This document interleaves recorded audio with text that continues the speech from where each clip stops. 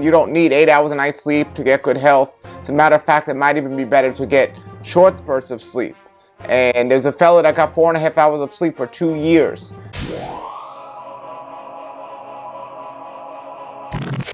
Hello everybody, it's Paul Neeson with the Real Life Health Show, and today I want to talk about, or more of a question. I don't want to tell you something, I have a question. You know, I'm always of the belief to get at least 8 hours of sleep straight throughout the night is essential for good health. Because the longer we're sleeping and the longer we're staying in that deep level stage of sleep, that's where healing is taking place. I believe I still think that's true.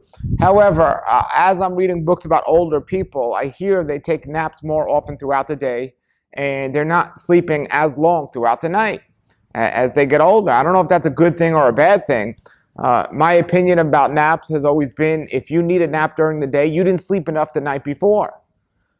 But I'm starting to think about more and possibly experiment with napping, maybe sleeping less throughout the middle of the night and napping more in the day, or maybe 2 sleeping periods, 2 shorter sleeping periods instead of 1 long sleeping period.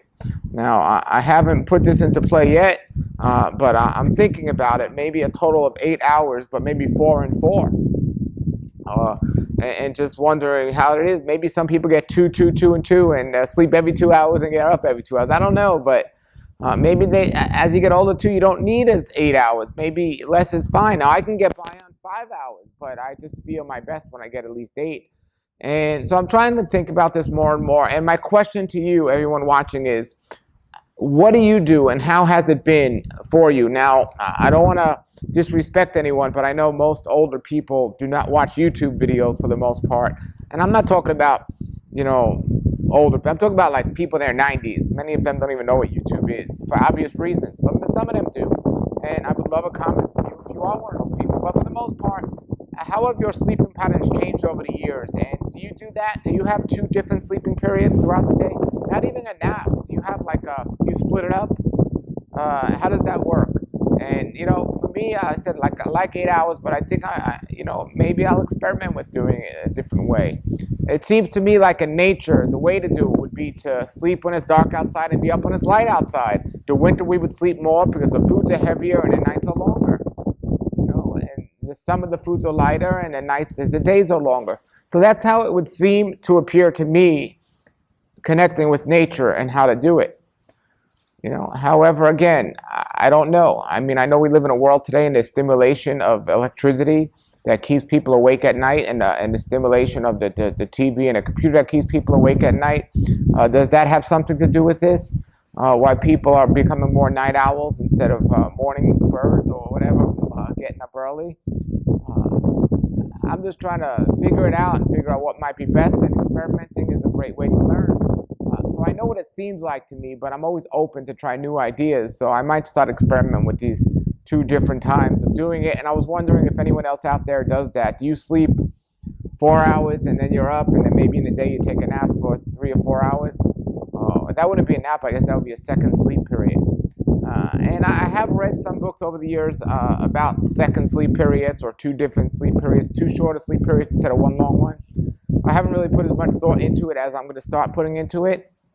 But let me know what everyone thinks out there. Put your comments below the video. And all right, everybody. So there it was. That was a video I made recently about sleeping cycles without doing any research, just going off my feelings and still believing there's no shortcuts. You know, if you want to get good sleep, you need to get at least 8 hours of sleep straight through. But maybe there's some advantage or health benefit possibly to doing 2 sleeping cycles, or maybe even more.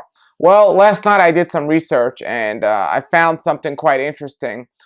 Basically, there was a whole bunch of articles saying you don't need 8 hours a night sleep to get good health. As a matter of fact, it might even be better to get short spurts of sleep. And there's a fellow that got 4.5 hours of sleep for 2 years. And he was explaining how he did it.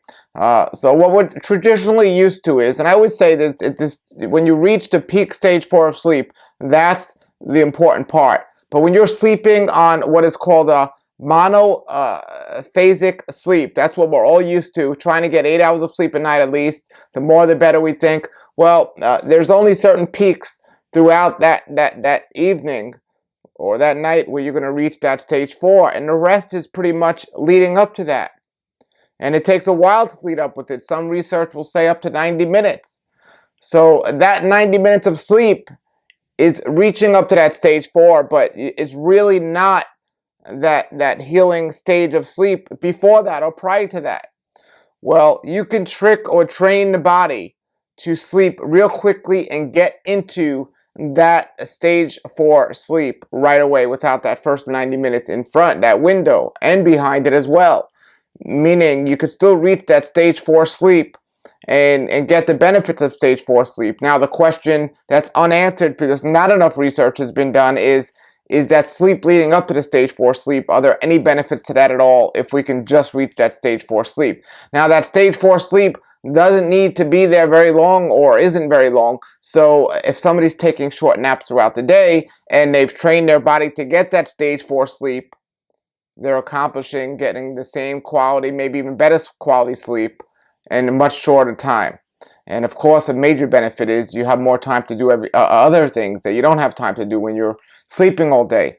But so the monophasic is what the average person is used to, trying to get at least one sleeping period throughout the night and so on.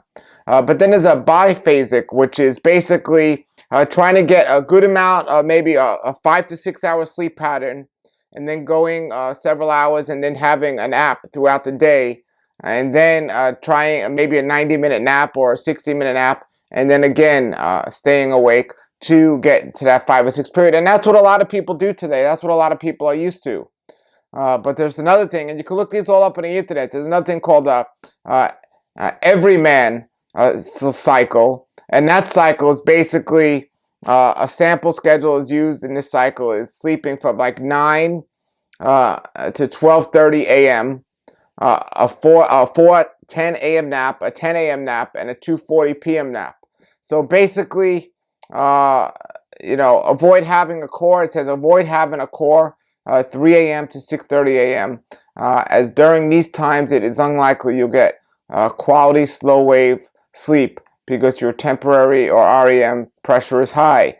So basically, this everyman cycle, it says, is a sleep schedule consisting of 3.5 hours core sleep and a 3 times 20-minute nap spread over the day.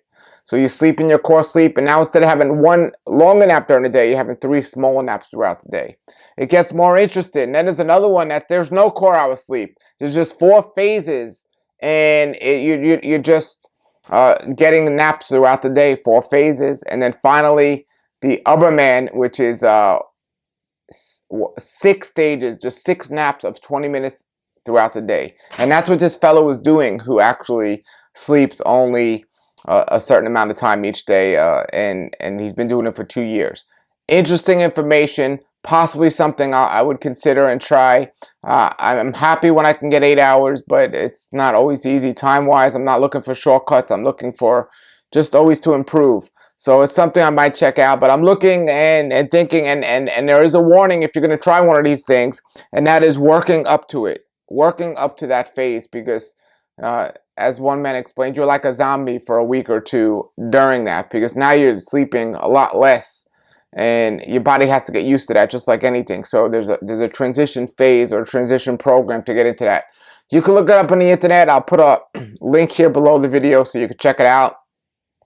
You could try what I said at the beginning of the video. Keep it simple. Maybe do a 2 nap phase thing, or you can try one of these, which research is starting to be done about these other things. And maybe I might try these things. Now your schedule has to be right. I'm going to put the link below the video. You can just check it out.